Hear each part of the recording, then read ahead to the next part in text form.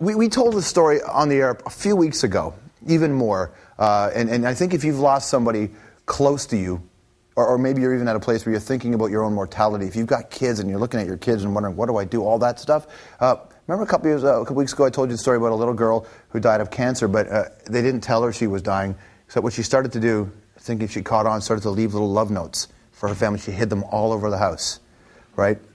Well, her name was Elena Desserich. Her parents started up a charity in her memory, and her father has been kind enough to join us. Keith Desserich is on his way into the show right now. But first, Elena's story. Jennifer, run it down. You know, a few years ago, Elena Desserich was like a lot of little girls. 5 years old, she loved the color pink, and when she grew up, she wanted to be a teacher. Then, everything changed. Doctors diagnosed Elena with brain cancer and told her parents she only had a few months to live. But Elena didn't know she was dying. Her parents decided not to tell her so they could enjoy the remaining time they had together. Eventually, Elena got very sick. She had trouble speaking and swallowing, so she started writing notes to communicate. Little did her parents know, Elena knew more than she was letting on. For the last 9 months of her life, she hid notes around her house, apparently knowing her family would find them when she was gone. She hid notes between dishes, in cupboards and drawers, telling her family she loved them. In one note, she even apologized to her dad for being sick. Sadly, Elena died on August 11th, 2007. But over the next few months, her family found many of the notes. Now, as a way of remembering Elena, her parents have put together a book called Notes Left Behind, and they've established a charity called the Cure Starts Now Foundation, all in honor of Elena.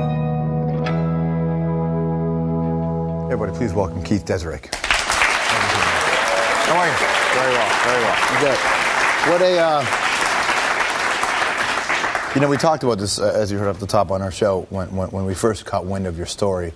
And, I mean, what a really complicated place for you to be in. It is. At the same time, all we can hope for is that we can extend her legacy, that we can do something with it. Maybe we can even find the cure to cancer. That's the whole purpose of writing the book in the first place. So tell us how this started, because when we reported, said that she was diagnosed, you guys didn't tell your daughter what she was going through, but you think somewhere along the way she figured this out. Yeah, I mean, I think it's like any father. Your job is to protect, so you're going to try at your very most to not let her know. We want to try to keep the hope alive as well.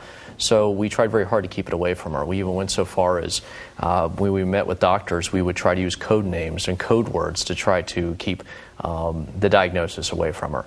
But at the same time, you look at her and you got to think that maybe she may have known something. It just has to do with the type of cancer that she had. Mm-hmm. And then, when did you find the first note? We found the first note. What had happened was we had started doing some remodeling before she was diagnosed, and obviously we weren't thinking about doing anything other than handling and helping her through the process. But after she passed away, we started moving things out of the 3 rooms that we were crammed into. And as we started pulling things off, we pull out a book, and a note would drop out. And at first you think nothing of it. I mean, you thought maybe this was something that we just accidentally left there, or maybe it was a note that she brought home from school. But then you pull out a CD, and another note drops out. And between every single CD on the shelf is a note. Then you go into your sock drawer, and there's a note. And you start to, at that point, put things together, and you realize she's actually hiding notes. She's giving you little hugs each and every day. What was she saying in the notes? The notes were pretty simple. But that's Elena. That's the beauty of it. That's really what she taught us. The notes would say, "I love you, Mom, Dad, and Grace," and they'd have a big heart on it. Sometimes they'd be cut out. Sometimes she would draw arrows around them to emphasize that I'm talking about you guys. And we found them everywhere. So the first note, you look at it and think, interesting, emotional. Oh, you hide it. I mean, you keep it close to your heart, but you don't think that anybody is, that she's hiding them. And then, we're talking more than a year later, and then some, you kept finding notes. We did.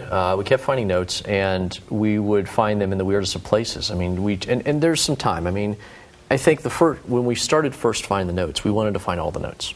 So we go all over the house, and we start looking in bedrooms, and we start looking in desks, and we start looking anywhere we can possibly imagine.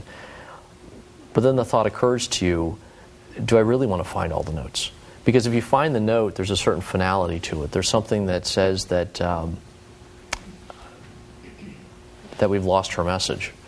and you like receiving those hugs each day, so we stop and we pull back and we don't try to find each and every note, and we just find them over time. We even go to such extremes as we have a note that at least I started with first, that I found in my briefcase. And it was in an envelope, and some of her notes were in envelopes, but I deliberately don't open it up because I always want to know there's one message left that I haven't yet read from Elena. And we found out subsequent to that in an interview that my wife was doing the same thing. So it's a good thing. So you each hang on to this sealed envelope of the note from your daughter. Yeah.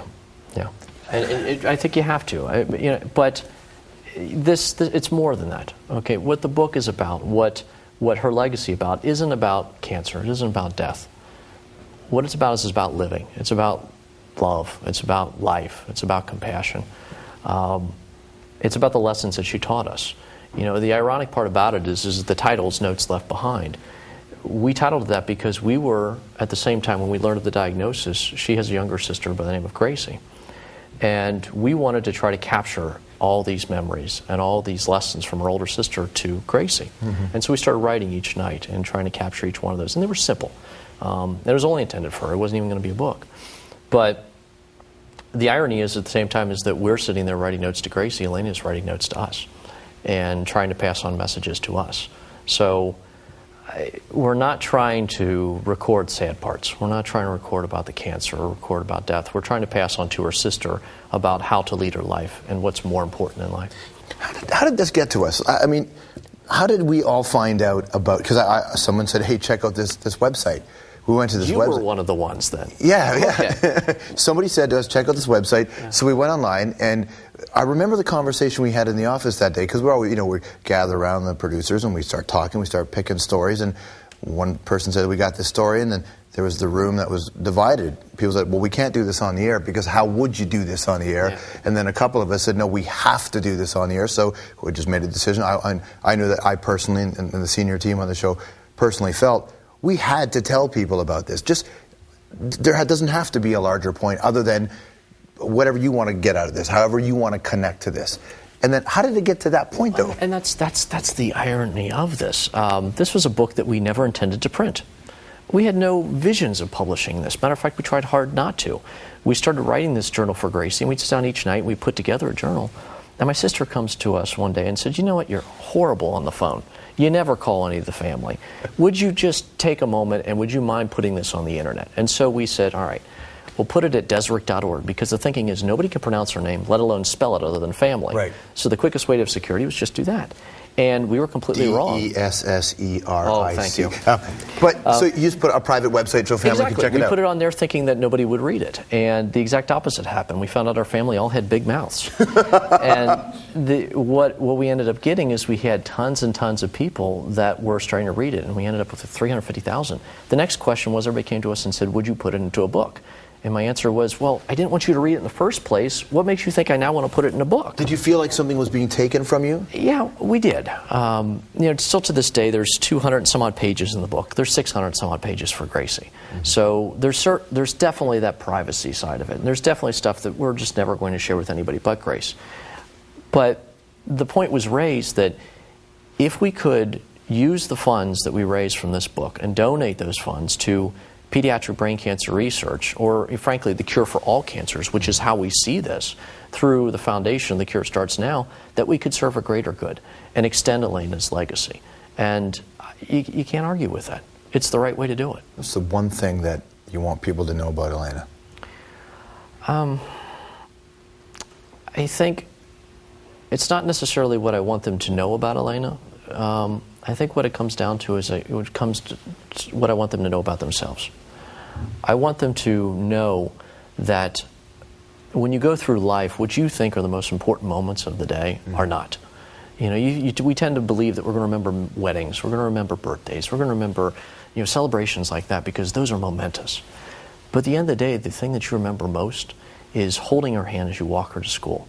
You remember the kisses before you walk out the door. And so part of being a parent is all about capturing those smaller moments, preserving those, and learning that your children are not just simply your children, they're also your heroes. The book is called Notes Left Behind, Brooke and Keith Desserich. Keith, thanks for coming, man. Thank you very much. Desserich, everybody. The charity is the Cure Starts Now Foundation. The Cure Starts Now Foundation. We'll be right back. That was great. The Canadian government came out and said that they thought it was a juvenile prank. And you've been on the program before. Do you agree with that criticism?